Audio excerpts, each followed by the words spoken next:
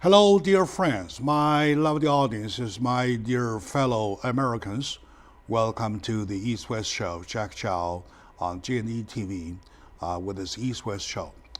Not long ago in Florida, there was a shooting incident whereby a guy was shot in the chest and died on way to whatever because of the shooting by a guy who he in a fight or a conflict with for a parking lot over a parking space or so ever, right?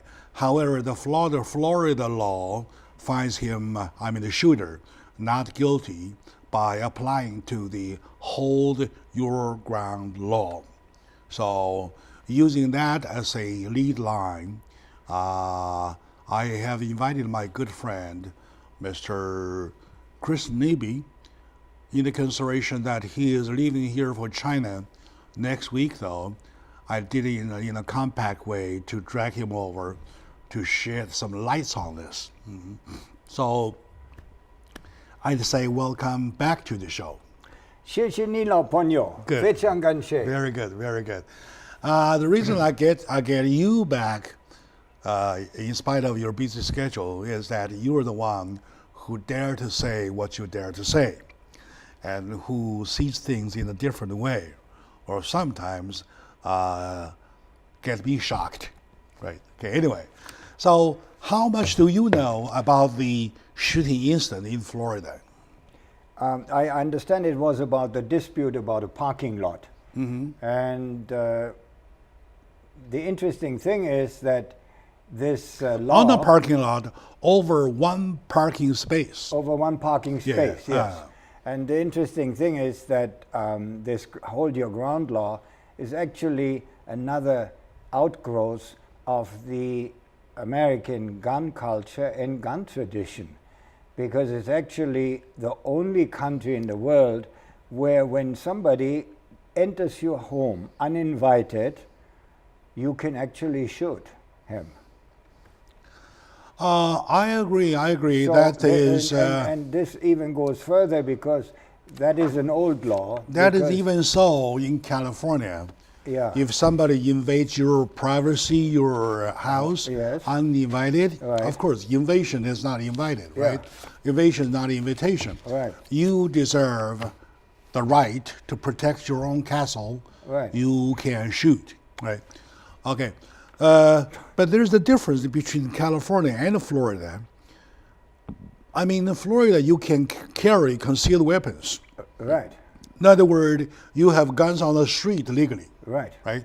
In California, you don't see that. yes, Unless you step into somebody's household, Yes. you get shot, right? Right. So, what I say is that Florida or Texas went even steps further so that you can carry concealed weapons on the street. All right. To the point, though, the guy as a matter of fact, the guy's girlfriend was in a conflict with the guy, the shooter, yes, in a parking lot over one parking space, right? So the girlfriend went back in the store, I believe it's a Walmart store, went back in the store to get her boyfriend, who came out though to confront that guy, right? When he was approaching or pushing him, he pushed him down on the ground. That's the first move. That's where he did wrong. The guy, the shooter, fell on the ground, pulled out the gun, and shot him right in the face. Face to face, right on the chest. unbelievable. Yeah, that's exactly what happened on the clip. So if I understand you correctly, the boyfriend came out of the Walmart and was pushed down by the one who No. The boyfriend Pushed. went out the store. Yes. I believe it's a Walmart. Yes. To confront that guy. I understand. By pushing him. Oh, The guy, he the shooter pushed the guy. guy. He pushed the shooter guy on the ground. Yes, The shooter guy is still on ground. The way I saw the clip was that still on the ground, doing this in a pose like this, all right? This way. And bang, started shooting. Oh, the shooter guy was actually pushed down to the ground. Yes. And he shot the boyfriend.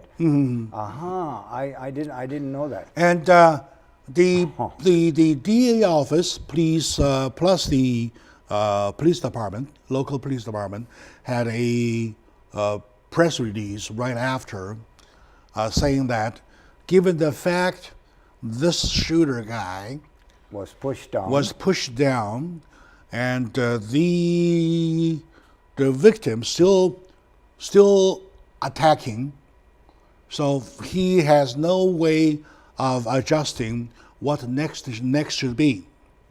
Also, given the fact that in Florida concealed weapons is legal, this guy might have concealed weapons. Now that he is number one attacked, and number two pushed down for his own defense, to hold his own ground, Yes. right? So he started shooting.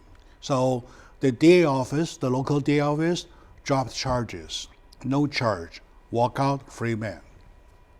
So that's the Florida law.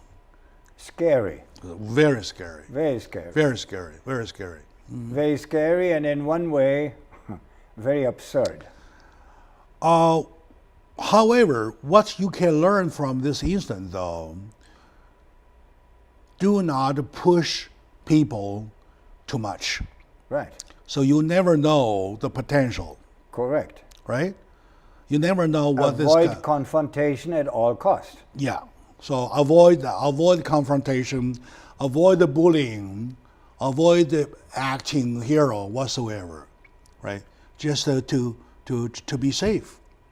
Right? Okay. Now, it is hard to put in one sentence or one statement. Remember years ago there was the 2012, I believe, there was the George Zimmerman versus the Trayvon Martin case. Right. Trayvon Martin was a black guy, having nothing, doing nothing wrong, just taking a shortcut by crossing a certain gated area or something, right?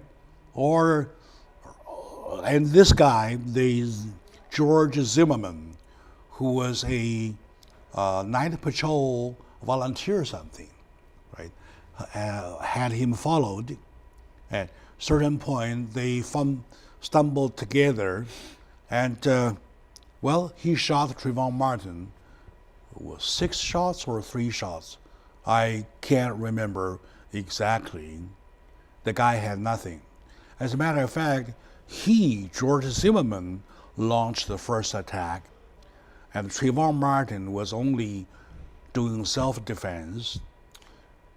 In the struggle, however, there was a moment when Trayvon Martin was on top, and he's pushing down on George Zimmerman. At that very point, though, George Zimmerman from below, fired. Again. And that action was taken as the hold your own ground. Which makes sense. Well, anyway.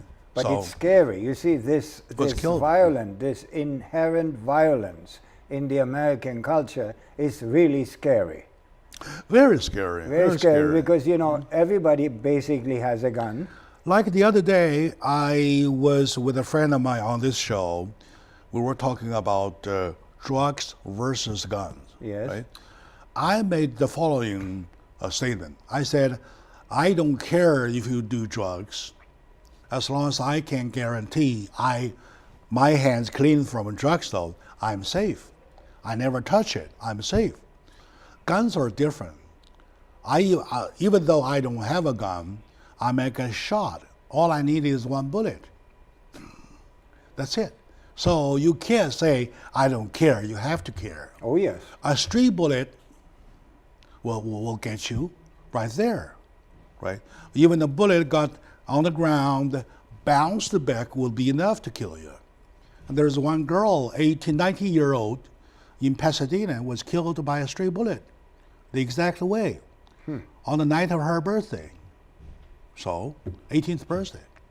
So, those are the things. My dear friends, lovely audiences, today we're taking the example case of a Florida shooting to dissect it, get into the subject of the gun culture versus our problems of policing.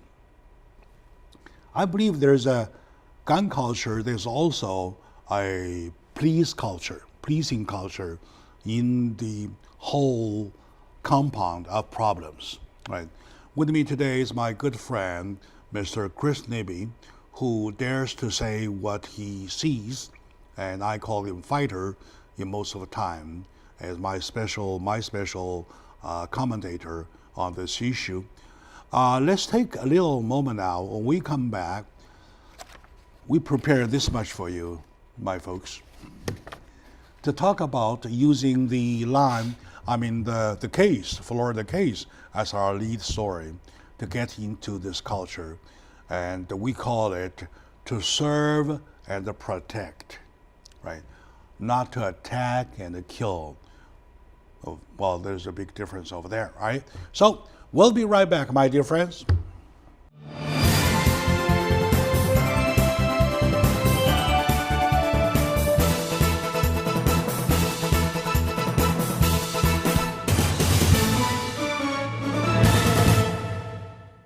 Hello, dear friends, my lovely audiences, my dear fellow Americans.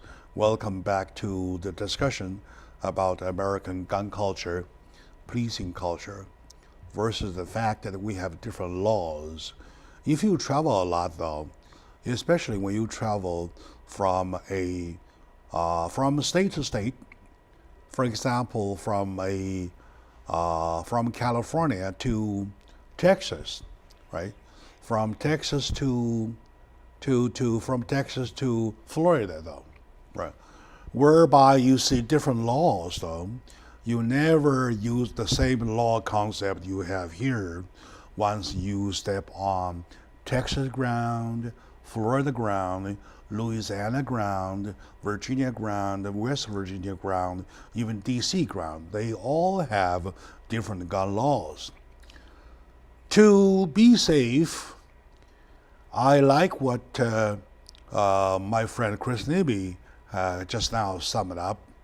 Never push too much, all right? Or never push people. Try at any cost, all costs, to get away from confrontation, all right, or conflicts or whatsoever. Okay, now we have this much prepared to talk about the serve and the protect, right? To serve and to protect supposed to be the purpose of why we taxpayers need law enforcement. Am I right? Yes. So what do you have to overturn it? Yes, unfortunately, you see, in America, the police has a tendency to shoot first and ask questions later. And I'm always surprised as a European, where we do not have this kind of culture, because America does have an extreme culture of violence, not only in the country itself, but also in politics with other nations. It's a country which was built on violence and continues to be violent. So what I wonder is why the police shoots always to kill. Because you see, you can shoot and you can disable somebody. For example, if you shoot somebody in the thigh, even if he puts a gun at you, he immediately will fall down. So, but here, all the time they shoot, and obviously they're all so well trained that they kill people all the time. Very seldom you hear that they disabled somebody and made him, drop the gun or something. Yeah, you're right. However, I did check, with lots of friends of mine who are in the law enforcement, who themselves are police officers, especially if they are on the street. Those ones, according to them, right, police, number one, has the right to escalate conflicts. For example, you and I argue. I can, for the argument, I have the right to escalate. I can take out the handcuffs to handcuff you, to apprehend you, to apprehend the situation. All right? You behave, okay, here's the handcuff. You resist. Your resistance gives me another right to escalate. One more step.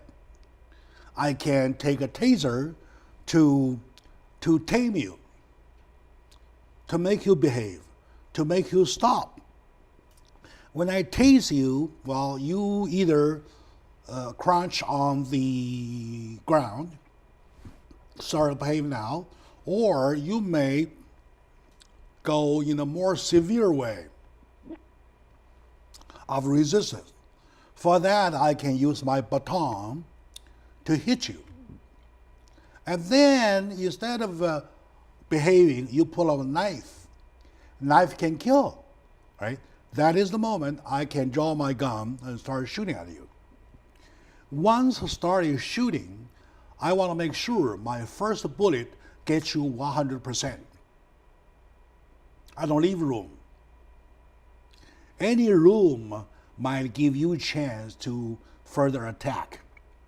You see the escalation theory? That does make sense from the policeman's viewpoint, but it doesn't make sense from the viewpoint of an onlooker of the situation. For example, I have selected for you a number of incidents which all happened. First of all, you're right. According to a 2005 Supreme Court ruling, police have no duty, moral or otherwise, to help those in trouble, protect individuals from danger, or risk their own lives to save we the people. That's very interesting because it actually is now removing them from any kind of responsibility, because their responsibility originally was to serve and protect. But that Supreme Court... With all respect, I have to stop you a little bit. I do understand the escalation step by step. Yes. Right?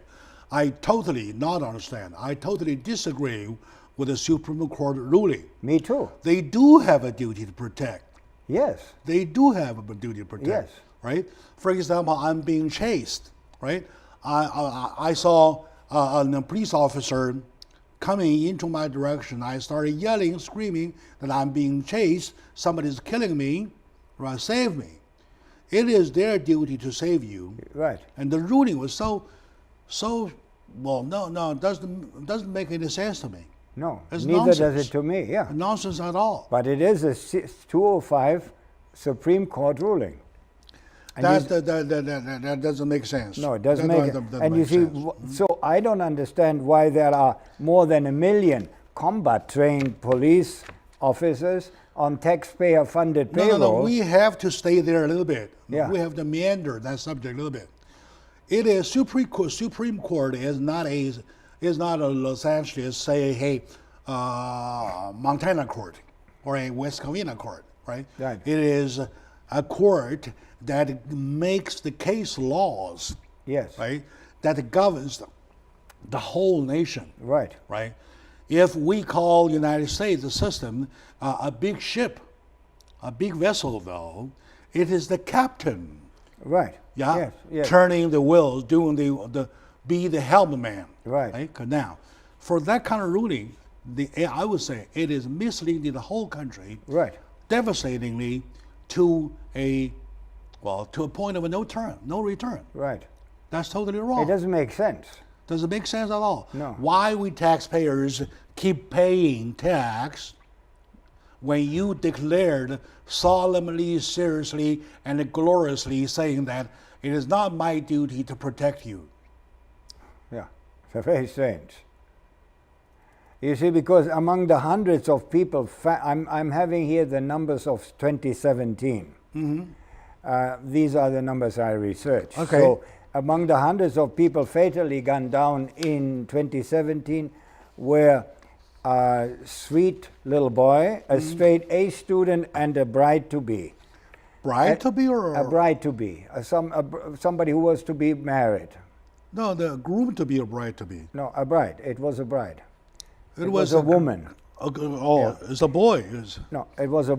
I'm just taking two examples which are so absurd. A little I see. boy, a straight A student, and a bride-to-be. Oh, and a bride-to-be. Yeah. A total of 964 people were killed by the police, and of them were 66 were unarmed. So Okay. Now, 964 versus 66, so... yes, All right. You're talking about less than 10%. 8%. Yeah. 8%, right? Right. All right. That could be understood, Yes. right? That could be excused because for that, right? Right. So let's be precise, because my audience like my style of being precise on numbers. Yes. Okay. Now let's see, 66 divided by 964. That's 6.8%. Yes, yes. It's actually very small. Yeah, 6.8% yeah. for a mistake within the range of 6.8%. Right. Well, I believe that they still deserve it. Yes. Right. Okay. Yes. Go ahead. Yeah. But you see, the cases, of course, were terrible, because there was in Chet in Texas, a 6-year-old boy was fatally shot 4 days before Christmas when a stray bullet killed him in the abdomen by the police who responded to a call about a car thief.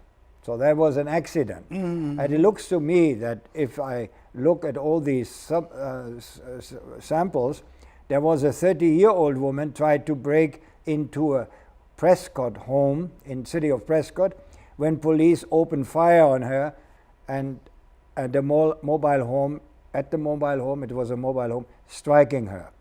Then there was Justine Damond. You may remember that. She was 1 month away from her wedding in Hawaii when she was unarmed, and she was running out of her house in her pajamas to warn the police, who she had called, that there was a sexual assault in the alley behind her. And she was taken as the perpetrator. That's it. Yeah. So By mistake. yeah. So in April in New York, a policeman gunned down an African American 15-year-old boy in a car that was leaving a party, because neighbors had been complaining about the music noise of the party and had called the police. In July, police killed unarmed a gentleman who was riding in his car with his girlfriend in Louisiana near Mamu, city of Mamu, when they stopped him for identification. But you see, you never know what happened really there, you know. So in Los Angeles, a senior high school student was trying to protect a pit bull, and he was shot by a stray bullet of 6 rounds fired All right, at the anyway. police. So, Okay, my dear friend, let's take a short moment now. We come back, we put them together, we'll see. I believe the list goes on and on and on and on. You're talking about 66 versus 964. Anyway, even the 6.8% can say something. Let's take a little moment. We come back for it right away.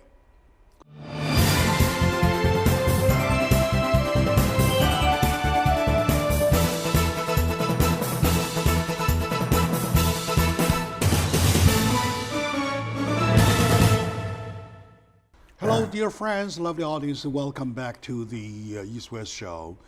Jack Chow on the East West Show with GNE TV. Today, we are talking about our policing culture versus the fact that we taxpayers want service and protection. Now, the subject for today is to serve and protect versus the fact we see, though, well, we'll fail to see the service, we fail to see the protection in most of the cases. Okay, my friend Chris Neby is a Hollywood man. I call him filmmaker, and he is not only a director, a screenwriter, and he is almost everything. What he does that the part of the so special about him is that he is an archivist. I call him. He goes into deep in the library and to dig information out. Those are informations given of 2017 of those numbers killed across the country by police fire. Sometimes by mistake, I can see most of them are by mistakes, and some are not. Right? For example, if a boy is running away from cops, get a bullet from the back of the head though, you can't explain it. Whichever court you go, whichever attorney you use for defense, you can explain the fact of why this guy attacking you would have gotten a bullet from the back of the head. Right? Those are the things. Okay, now back to the point of your 66, right? Even though amongst the 66, what you can see, majority of them are mistakes, by mistakes. Yeah. I can back you up with another fact, right, to indicate the culture has totally been wrong. The motivation had totally been wrong. If, in the case of the 66 case killings, police can say, the officer can say, I'm sorry, we're sorry, those were done by mistake. Those were committed by mistake because given the environment, given the certain circumstances, we can't tell which is which. For example, if I ride my car to respond to a call, I see somebody dashing out, right, from the house though, I start shooting. I can't tell if this person, he or she, in this case is a she, be a victim or the perpetrator, right? So is he killing or being killed? Something like that. Now, what I'm saying is that as long as you have the motivation of serve, protection, and saving lives, Mr. Kelly Thomas would not get killed. Right. You see my point? Yeah.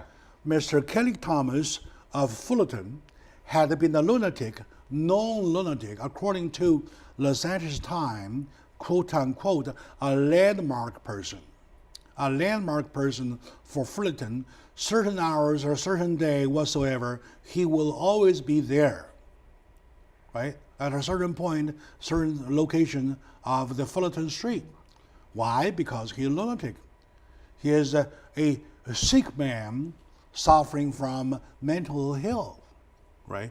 Yet he, having no guns, having no intention of killing whatsoever, was killed by 6 officers, armed from head to toe, beaten to death, right? Now, had any one of the 6, any mind of service, a mind of protection, mind of loving life, mind of loving people, would say, hey folks, hold off, right?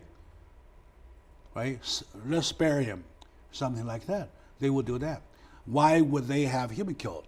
So, back to your point though, it is the bottom line in their mind, right? That's why I agree with the subject to serve or protect. They fail to serve. They dislike the fact of service. They dislike the duty of protection. That's why they do what they did. That is my point. Yeah, you see, the police has a new system called knock and talk. And the knock and talk thing is something that you go to a house without a warrant in the middle of the night, trying to intimidate people into talking with heavily armed police. And there was I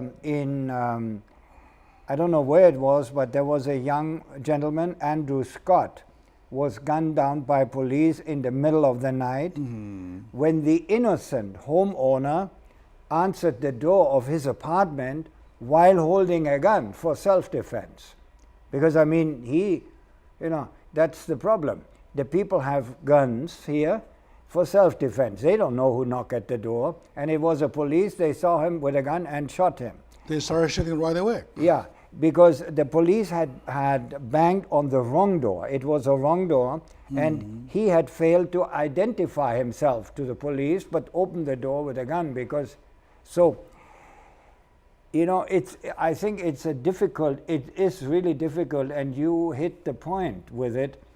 Where is the limit? Because in one way, of course, you must not forget that the policeman is also fearing for his own life or being shot. No. Kelly Thomas did not pose any risk to them. That's a different situation. Right? And they were outnumbered by 6 times of Kelly Thomas. That, of course, is 1 versus 6. That, of course, is a plain sign of police brutality. Of course. Okay, suppose if Kelly Thomas had been a boxer, professional boxer, and you have outnumbered of the police officers 6 by 1. Right? Let alone the fact he was a short guy, right? He was a lunatic, he was in poor health condition, so he poses by no means any danger or risk to any of the officers, plus he did not even have a gun. Why kill him? So that's why I say something has been totally, fundamentally, devastatingly wrong in the policing culture. Right. At least Fullerton PD. Okay, Am I right? but That's why my friend Bruce Whitaker, I love him so much, I respect him so much, because he was the only one who had the guts of the city council, to stand for justice, say, hey, we owe him a justice. Well, let's release the camera footage to the public. And then he and his wife went to Kelly Thomas' funeral. Only one, man. Okay, now we're talking about the culture being corrupted.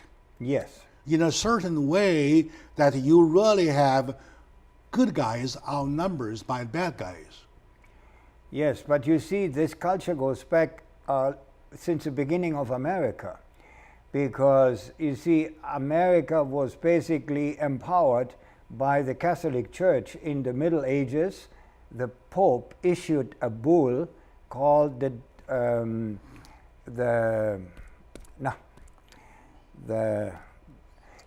authorized people to if somebody was not a Christian, he was a second-class citizen, a second-class person, and it authorized the people to Christianize people, or by force.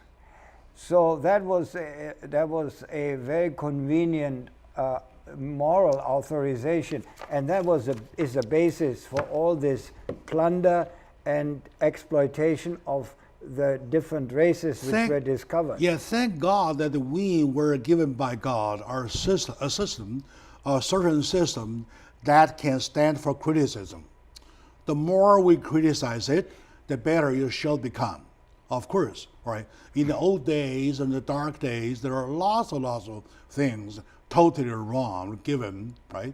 And later, we learned from mistakes, and we learned from criticism, and each of the criticism bring us better and better and better. That's why we are criticizing the system. Right? This system now, at this very moment, deserves a severe criticism because, like I said, the bottom line, which is the culture, it has to be, in the old days, we see, okay, now, you go to Alhambra Police Department. In the front of the building, there is a statue of an officer taking a young boy across the street, right? Taking a young boy across the street, and that's a brass or whatever statue over there. Yeah, that's protected. Every time when I see that, I started asking myself, do we still see young boys, right? Do we still see the officers? That kind of officers. Right. The answer is no, I doubt. Things like that, right? Things like that. Okay, there is the other day, I was approaching to my office. There is the bust of water, a pipeline, right? Water, like fountains shooting in the air. And that's my own way. They block the way to get to the office, get to work. I had to approach that way. The officer who was there blocking the way had a gun drawn out walking to me. I started talking right away. I said, I need to go to work. That's my office. I had to do that. Otherwise, I get shot. He had the gun drawn? Yeah. All right. So that is the bottom line. What they have at the bottom of their mind, though, they say, hey, everybody wants to kill us. That's their conclusion. Yeah. Right? Why everybody wants to kill you? Why you are under the impression that everybody wants to kill you? Because there are too many of these. All right, my dear friends. I'm crazy. I'm getting a little crazy. Let's take a little moment out. I'll come down a little bit during the break, and we'll come back for it. So stay with us, please.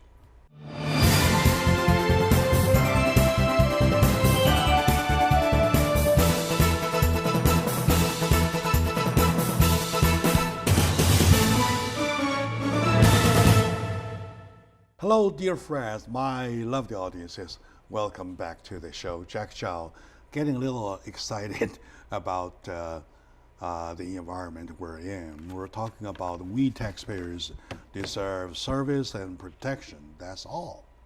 That's all. However, my friend Chris Libby and I, in this discussion, finds out lots of instances on the contrary. I'm sorry I was a little emotional, excited. But I didn't do it for no reason, right? Okay. I have an excuse, Jack, for the police because you see, I think if, we only see that one incident, but probably the police is faced with incidents like this all day long. So they get sort of immunized against this and they get frustrated and confuse themselves. I agree. So I do understand them to a certain degree. And now we are going back to what you said before. The best is really in a country where you know that gun violence has a long tradition. The best is you avoid any conflict, raise your hands like you did. Yeah, best to do, yes. And just don't push it. Just be subservient because even though you believe you're right. Yes. Right? However right you are, don't you push might it. be, don't push it. No. Don't push it. Yeah. Right. So just to surrender, say, I do whatever. Save the moment. Save the moment. Because you're better off that way. Okay. All right. So what if the officer says, I need to search your body. I need to search your trunk. So search whatever you want. So do you say yes or no? Yes. I would say yes. Knowing what I know in this country, I would say do what you want. Okay. All right. I would say yes because I have nothing there. Yes. I have nothing, right? And neither do I, but still, I would. It is really a pair of my wife's shoes. That's it. Yeah, it's really better to be mellow, and and go with the flow rather than go against the flow, because it will be, in the end, it will be to your disadvantage. So go with the flow. Don't go against the flow. Yeah, that sounds good advice, my dear friend. Go with the flow, never go against the flow, because the flow would at least keep you alive, right? Don't fight, don't argue. Don't fight, don't argue. And then if you would really want to talk, you can come back with an attorney to really talk about it. Right. Right, to really talk about it. And there is one time I was, there was one lady who ran into me from about 45 degrees left-hand side, right? And then I pull over, and I open the window. I call her to pull over too, and she did start to pull over, right? And before even I got a minute to step down, to step out of my car, she started running again. And lucky me, I got the license plate number with my quick memory. I got that part, right? And then I reported to Monterey Park Police Department, right? And that, because that was in Monterey Park. And Monterey Park did find her, right? Because that's a hit and run, right? Did find her. And then I got a call from them asking me if you want to press charge. I said, of course. You know what they say? Oh, come on. There's so many cases like that. You want to press charge? You really sure you want to press charge? I said, I will. Will take lots of time? Yes, I will. And I will, absolutely will. Why I want to do that?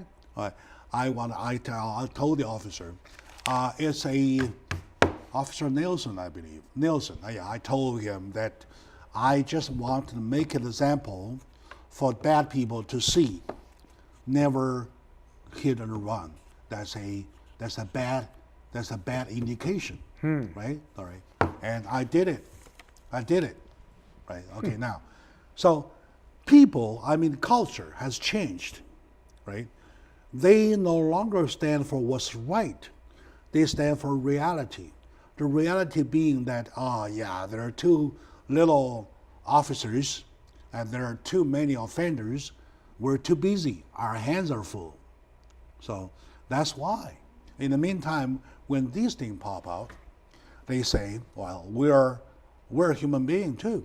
Of course, you're right. There's a very interesting case in Mesa, Arizona, which goes to this, what you said before, where the parking lot, the guy was on the ground and shot, or Zimmer was on the ground and shot. In Mesa, police killed an unarmed man outside of his hotel room while the man was on his ground and tried to pull up his pants.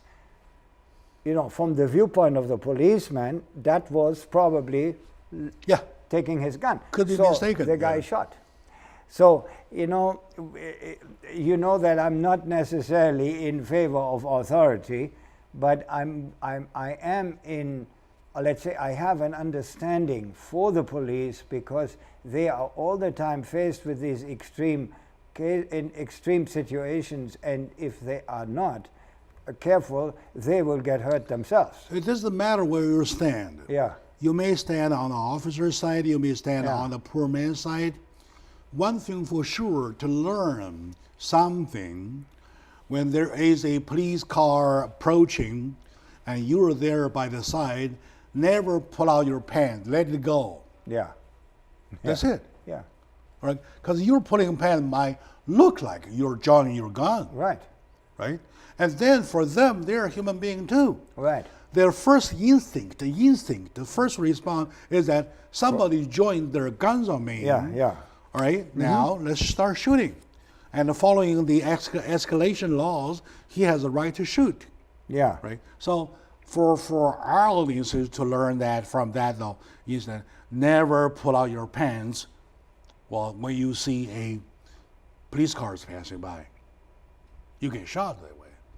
Okay, what else devices are you? I when at the beginning of this, what I wrote here, the article, I was much more, let's say, against police brutality and criticizing it. But during our discussion now, I have mellowed down and I see it that that really the best thing is when dealing with the police, just go with the flow. Never mind your rights, discuss it later, get an attorney.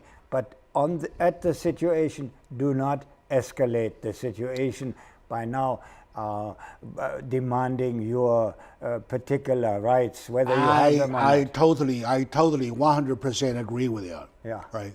Because why we do a show on a day-to-day basis? Because we want to use this show as a little window for you to see, well, how am I supposed to get myself a little better? How am I supposed, in this case, how am I supposed to get myself a little safer, right? This is how we want to imbue you with the information that we believe might not be legally right, but will help you. Yes. Help you stay And alive. protect you. Keep Stay you alive. alive. Yeah, you may get shot.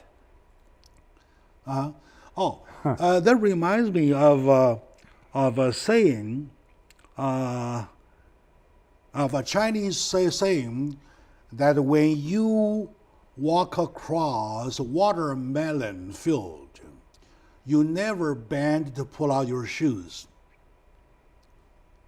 And when you go across somebody's fruit tree, all right, even though your head is tilted to the side whatsoever, never adjust your head. Well, you know why? Might be mistaken as if you bend over to pull your shoes, you are stealing watermelon. Yeah, I see. And if you are adjusting your head, you're taking Fruit. the I fruits. see. Yeah, you're stealing Okay, fruit. now, using that, oh, by the way, now that you like Chinese culture that much, though, here's one more for you, right? So we do call that way. When we were little, we were taught that way. Try to prevent into situation that you can be a suspect of something, right? So, which is good. Yeah. That's the wisdom of 5,000 years of Yeah, Chinese sure. philosophy. That's why I'm still this old. I'm still active, Yes. right? Because I keep myself alive. Yeah. So, right. Good. Well, what else? I think you know we still have to see also the police is of course a tool of the government to control people and keep them in line. And it's sometimes very difficult to draw that line. And Martin Luther King said, freedom is never voluntarily given by the oppressor. Now you choose who we call the oppressor. I repeat, Martin Luther King said I know freedom that slogan. is I never know that voluntarily statement. given by the oppressor. Now you decide who is the oppressor. I'm not talking about, in this case, anybody is suppressor. Oppressor. Oppressor, yeah. Yeah. I'm talking about the fact that now we have a mixed problem here. On one side, life needs to be protected, right? Including officers' life, right? And on the other, you have a community that needs to be safe. And in between, there are good guys and the bad guys, right? We're not trained professionals, so that's why we pull our tax money to hire professionals to do the job. Right. How they do their job, I don't know. Well, there's the job. They can describe it, they want to do it. We only want, number one, we just assume they are professionals. They will know, they do know how to do the job, right? And number two, we do, in all cases, try to protect ourselves by cooperating. Not for the purpose of cooperating, for the purpose of keeping ourselves alive, right? Leave the discussions later, whatsoever. Do you think that makes sense? Yes. It makes sense. It doesn't sound heroic, and it doesn't sound like an upright citizen. It sounds that you are. I would rather. But you know, you Sure. want to. In this country, it's better to do this and later on call a lawyer and sue. I think that is the best way. It is always good to live a coward than dying a hero. That's it. Yes. Right? I don't want to do that. Right. Okay. My dear friend, a little over time with my brother Chris Nibby, I always have fun, lots of fun. I like his smile, by the way. And he became the mellow guy. I became excited. What a contrary, anyway. So it's a mutual thing. I mean, when you think about life, though, you really have to get a little bit excited because life we can live only once, right? Yeah. Okay. Anyway, all right. Thank you very much, my dear friend, my dear audiences, for watching, and to Chris, Thank you for 谢谢 sharing, 你 brother. and see you soon when I come back. Okay, safe trip. 再见。